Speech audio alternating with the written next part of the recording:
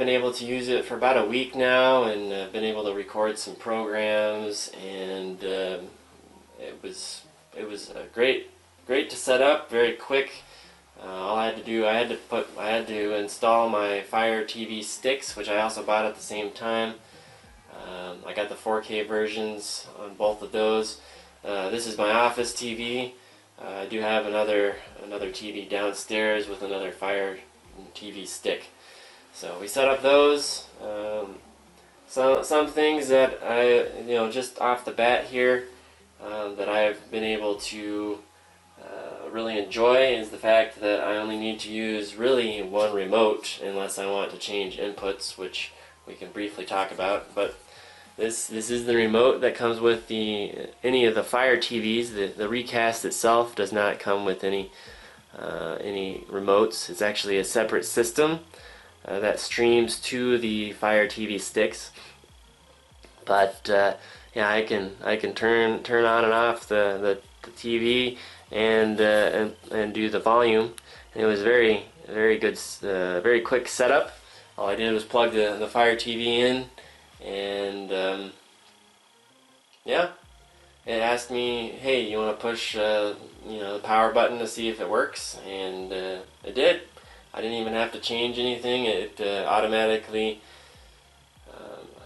sensed the TV's capabilities based on the being plugged into the Fire Stick, and that was it. And very surprisingly to me also is that I do have a Polk 5.1 surround sound system that I have plugged into the TV up here, and it automatically sensed that, so I can actually turn the volume up and down on that. I do have it set up so it's not running through the TV, so it will say that it's not available, but it is sensing the TV as well as the Polk system, which is great. I don't know if it'll work with all systems, but I imagine if your TV is using, if you have like a Samsung TV like I do, and have like a Samsung surround sound system as well, it'll work together. But I mean, my system is simply plugged into the optical port on the back of my TV, so not exactly sure how it worked, but I just plugged in the Fire TV stick, and the remote automatically worked with my surround sound system as well as my TV. So that was pretty awesome. Just to go over a little bit how I have my system set up. It's not much to look at, but that's my antenna. I was able to sense 16 channels, so that's actually more than I had previously with my other setup. So there's that, and then go down a little bit here. So yeah, so we'll look at the Fire TV here. It's pretty standard Fire TV stuff. Yeah, you can download different apps and such for whatever you want. You can also look at your whatever you have on your Prime subscriptions. You have your Prime movies, pretty much anything you wanna look at, it's there. But yeah, if you go over to the as far as the Recast goes, this won't show up until you have the Recast set up, but there's the DVR option on the Fire TV stick. And like I said before in my other video, I bought the 1 terabyte 4 tuner version, so that means you can have 4 different streams at once.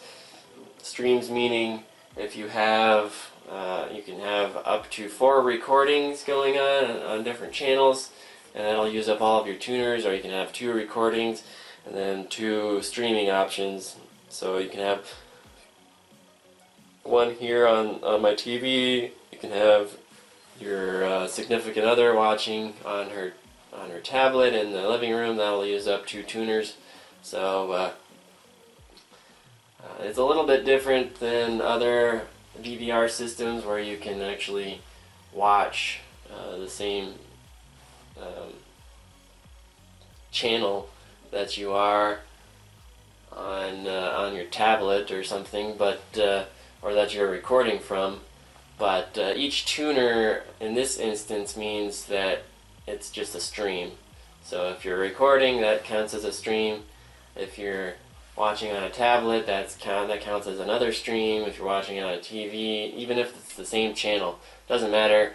Each Fire TV or tablet or phone that is using a stream counts as a tuner. So you can have up to 4 tuners in my instance. They also have a cheaper version that allows for 2 tuners, and it's a smaller hard drive at 500 gigabytes.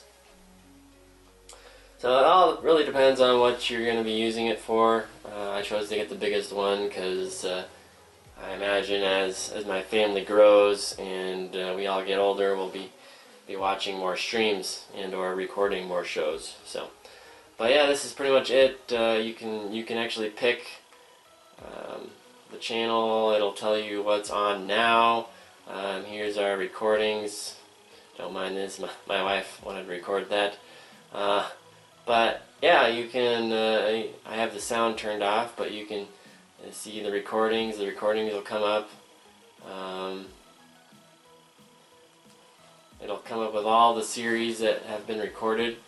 A cool feature that I can say, looking at the remote again, you can go forward. You can go forward 30 seconds. And it's pretty fast. Or you can go back 10 seconds. But you can also say, you can push this this speaker button here, and you can say skip ahead 2 minutes, and it'll skip ahead right there. You could probably do it whatever you want. Skip ahead 5 minutes. It'll do it again, and let's see. Yeah, that's pretty much it for that. So I mean, if you want to mess around with the buttons, you can. If you know what your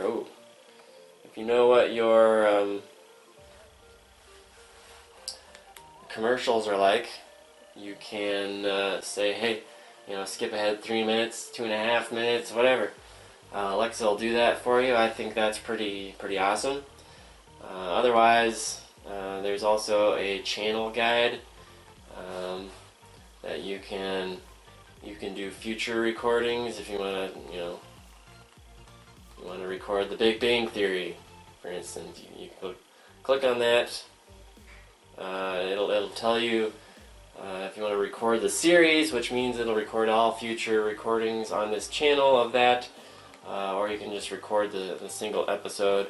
And like I said, like you saw previously, you can go to scheduled recordings. I like this particular show, so I'm recording the series. You can change the priority, so you can record the priority of whatever you want to record. You can mess with the DVR settings. Like I said, I have 16 channels here. That will really depend on your location. I don't live near a big city, so we just have the main channels as well as some. I think I have actually 2 music channels, so we'll pick up music channels if you have those available. Live TV sources obviously is the Fire Recast. They do have different parental controls that you can do. I don't really have much use for that at the moment, but I will later. So I mean, that's pretty much an overview of what it is. You can view on your TV or you can view on your TV. You can view on your tablet and phone. I think iOS 10 is the minimum amount that it'll allow for iOS devices. I am not sure on Android. There are so many versions and so many different phones that I just can't keep up with them. So yeah, you can, obviously, since it's a DVR, you can pause and rewind live TV. You can do that for any of your tuners. So even if you're watching the same channel, it's each different. You know, it doesn't matter what you're doing. You can do pretty much whatever you want, and that's what I really like about this, and the fact that I can, you know, watch from wherever. So you don't even have to be in your own house. You can be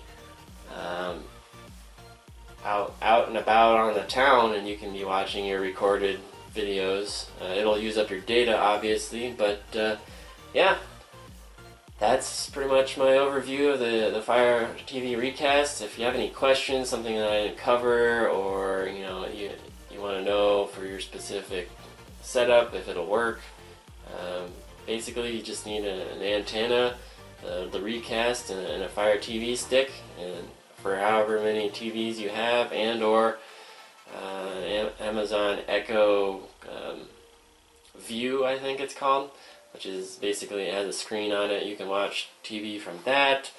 You can, like I said, the tablets and your phones. So I mean, this is a good all-around good setup for anything you want to do as far as your television. So like I said, any questions you have, leave them in the comments below. I'll do my best to answer them. But otherwise, have a great day.